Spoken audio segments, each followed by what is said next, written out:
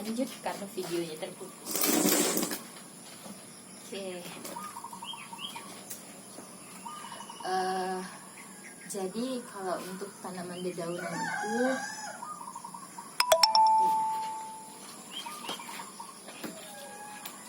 kita lanjut.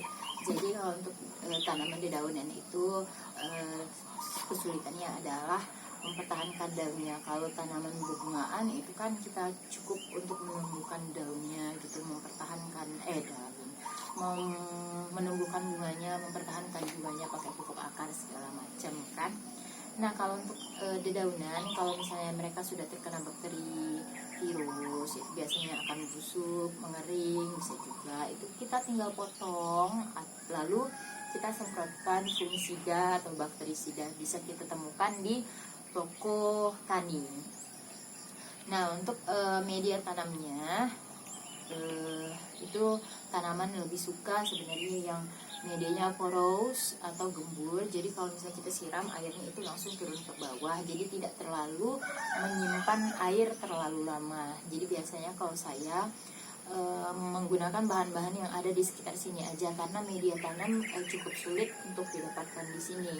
Jadi saya ambil yang sudah berasal dari alam saya yang ada di sekitar saya, yaitu ada kokopit atau serat apa ya namanya ya, serat kokonat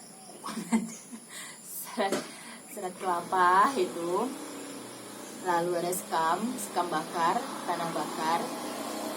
Untuk dasar potnya itu saya kasih batu kerikil atau batu apa yang agak besar, itu untuk jalurnya udara masuk dari bawah, jadi akar mendapatkan banyak oksigen dari atas dan juga dari bawah. Media tanam sudah, dan selanjutnya ada pupuk. Nah kalau untuk dedaunan saya lebih memilih pupuk daun dengan kadar nitrogen yang lebih tinggi. Pupuk itu kan ada NPK, N-nya nitrogen, P-nya fosfor, K-nya kalium. Jadi saya untuk dedaunan saya yang sudah tumbuh, saya pakai pupuk yang natriumnya tinggi. Lalu untuk tanaman bibit, ini apa lagi sih?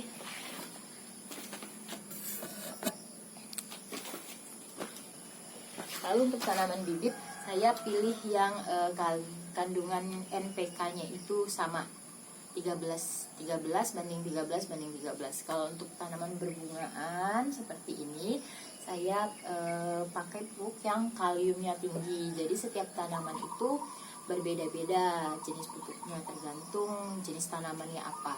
Dan untuk pencahayaan, ya ada tanaman yang butuh cahaya yang full matahari banget seperti melati, adenium. Tanaman berbungaan itu butuh matahari yang full.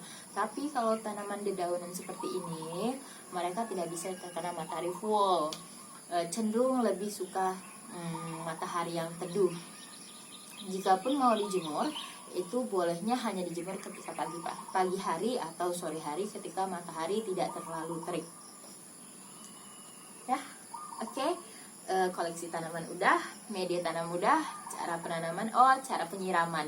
Kalau penyiraman, karena media saya poros, saya nggak terlalu sering, biasanya cuma 3 hari sekali gitu.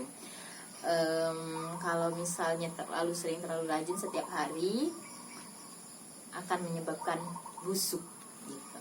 Dan kalau misalnya ada juga master di luar, itu biasanya mereka pakai media yang betul-betul poros banget, bahkan nggak menggunakan tanah sama sekali.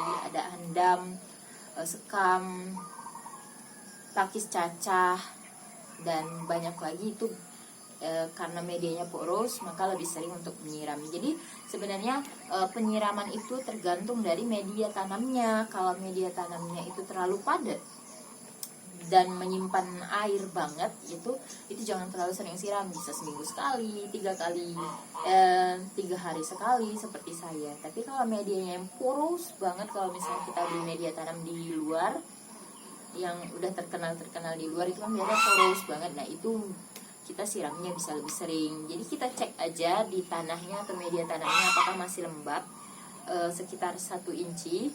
Kalau misalnya masih lembab, jangan disiram dulu. Kalau sudah kering, baru boleh siram. Oke, apa lagi ya? Pupuk, media tanam, penyiraman, cara perawatan, jenis tanamannya sudah dah kali ya, apalagi